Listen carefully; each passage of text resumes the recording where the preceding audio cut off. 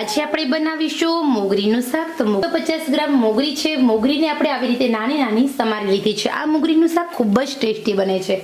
એકવાર તમે ન બનાવ્યું હોય તો જરૂર બનાવજો।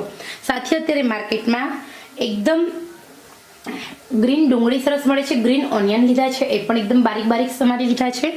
સાથે એક લીલું લસણ છે, એ પણ મેં એકદમ ઝીણું ઝીણું સમારી લીધું છે। અને 3 નંગ ટામેટા છે। ટામેટાને પણ આપણે મીડિયમ સમારી લઈશું।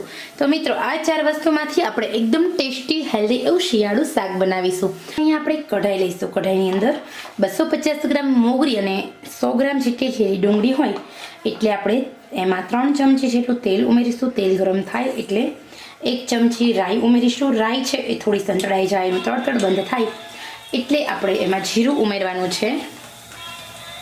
જીરું ઉમેર્યા બાદ હવે લીલું લસણ ઉમેરી દઈશું। ગેસ એકદમ મીડિયમ કરીશું। અડધી ચમચી હળદર ઉમેરવાની છે અને હળદર ઉમેર્યા બાદ હવે આપણે એમાં લીલી ડુંગળી ઉમેરવાની છે।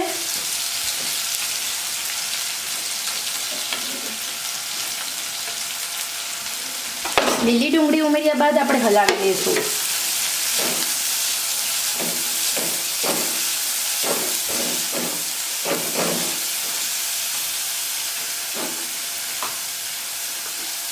સ્વાદ મુજબ મીઠું ઉમેરીએ। 1 ચમચી લાલ મરચું પાવડર ઉમેરીશું। અડધી ચમચી ધાણા જીરું પાવડર ઉમેરીએ। ગરમ મસાલો આપણે છેલ્લે ઉમેરીશું અને હવે આપણે હલાવી લઈએ। આવી રીતે 2 મિનિટ સુધી આપણે ડુંગળીને આમ જ તેલમાં સાંતળવા દઈએ। હવે આપણે એમાં ઉમેરીશું મોગરી।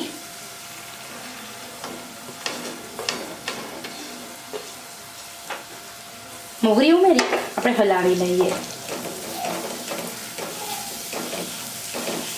ટામેટા અત્યારે નથી ઉમેરવાના, ખટાશ ચડશે તો મોગરી છે ચડતા વાર લાગશે। આમ તો મોગરી એકદમ ફટાફટ ચડી જતી હોય છે। ટામેટા આપણે લાસ્ટમાં ઉમેરીશું। તમે કુકરમાં શાક બનાવો તો તમારે ટામેટા ત્યારે શરૂઆતમાં જ્યારે ડુંગળી ઉમેરીએ એ ટાઈમે જ ઉમેરી દેવાના છે, પરંતુ જ્યારે કઢાઈમાં તમે આ શાક બનાવતા હોય ત્યારે આપણે હંમેશા ટામેટા લાસ્ટમાં ઉમેરીશું।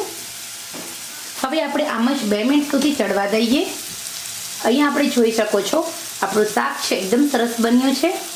હવે આપણે આમ જ 2 મિનિટ સુધી ચડવા દઈએ। હવે આપણે ઉમેરીશું અડધો કપ પાણી। ગેસ મીડિયમ જ રાખીશું અને પાણી ઉમેરી આપણે હલાવી લઈએ।